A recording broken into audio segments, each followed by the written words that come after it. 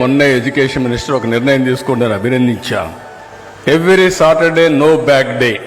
పిల్లలు బ్యాగులు మోసే పని లేదు, ఫ్రీగా స్కూల్కి వెళ్ళొచ్చు, ఆడుకోవచ్చు. వాళ్లకు నచ్చిన పని నెలకు 4 రోజులు చేస్తే క్రియేటివిటీ పెరుగుతుందని నేను కూడా అభినందించాను. వారికి ఒకటే హామీ ఇస్తున్నా, తప్పకుండా మీరు చెప్పిన ఆలోచన నేను మనసులో పెట్టుకుంటా. విలువల్ని ఏ విధంగా పెంచాలనో స్టూడెంట్ డేస్ నుంచి పెంచాలి, నేను అది పెంచుతాను. కానీ మీ ప్రవచనాల ద్వారా మళ్ళా విలువలు పెంచే కార్యక్రమానికి శ్రీకారం చుట్టమని వారిని కూడా నేను కోరాను. వారు అన్నారు నాతో, నేను ఈ గవర్నమెంట్లో ఇవ్వలేను, నేను ఫ్రీగా తిరుగుతున్నా, నాకు ఇదే ఆనందంగా ఉందంటే, కాదు మీరు ఫ్రీగానే తిరగండి, ఈ స్కూల్స్కి వెళ్ళండి, ఆ పిల్లల్లో ఇలాంటి చైతన్యం తీసుకురమ్మని చెప్పి వారు కోరా. ఇప్పుడు కూడా వారిని కోరుతున్నా, నేను అడ్వైజర్గా పెడతానని వారు అన్నాను. తప్పకుండా వారు చేయగలిగితే మనందరి బాధ్యత. నేను ఒకటే చెప్తున్నా, వెంకయ్య నాయుడు గారు తపన పడుతున్నారు విలువల గురించి. నేను ఒకటే ఆలోచిస్తున్నా, 2047కి నేను వేసే ఫౌండేషన్ ప్రపంచంలో తెలుగు జాతి అగ్రజాతిగా ఉండాలనేది నా సంకల్పం. ఇది జరుగుతుంది. ఈరోజు హైయెస్ట్ పర్ క్యాపిటల్ ఇన్కమ్ ప్రపంచంలో ఎవరైనా సంపాదిస్తున్నారంటే భారతీయులు, అందులో తెలుగువాడు. మొన్న ఎడ్యుకేషన్ మినిస్టర్ ఒక నిర్ణయం తీసుకుంటారు, అభినందించాను.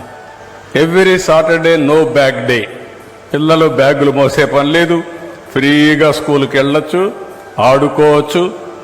వాళ్లకు నచ్చిన పని నెలకు 4 రోజులు చేస్తే క్రియేటివిటీ పెరుగుతుందని నేను కూడా అభినందించాను. వారికి ఒకటే హామీ ఇస్తున్నా, తప్పకుండా మీరు చెప్పిన ఆలోచన నేను మనసులో పెట్టుకుంటా.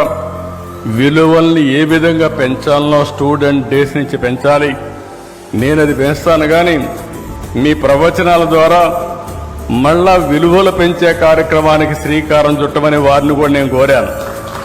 వారు అన్నారు నాతో, నేను ఈ గవర్నమెంట్లో ఇవ్వలేను, నేను ఫ్రీగా తిరుగుతున్నా, నాకు ఇదే ఆనందంగా ఉందంటే, కాదు మీరు ఫ్రీగానే తిరగండి, ఈ స్కూల్స్కి వెళ్ళండి, ఆ పిల్లల్లో ఇలాంటి చైతన్యం తీసుకురమ్మని చెప్పి వారు కోరా.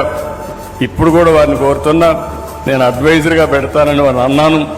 తప్పకుండా వారు చేయగలిగితే మనందరి బాధ్యత. నేను ఒకటే చెప్తున్నా, వెంకయ్య నాయుడు గారు తపన పడుతున్నారు విలువల గురించి. నేను ఒకటే ఆలోచిస్తున్నా, 2047కి నేను వేసే ఫౌండేషన్ ప్రపంచంలో తెలుగు జాతి అగ్రజాతిగా ఉండాలనేది నా సంకల్పం. ఇది జరుగుతుంది. ఈరోజు హైయెస్ట్ పర్ క్యాపిటల్ ఇన్కమ్ ప్రపంచంలో ఎవరైనా సంపాదిస్తున్నారంటే భారతీయులు, అందులో తెలుగువాడు.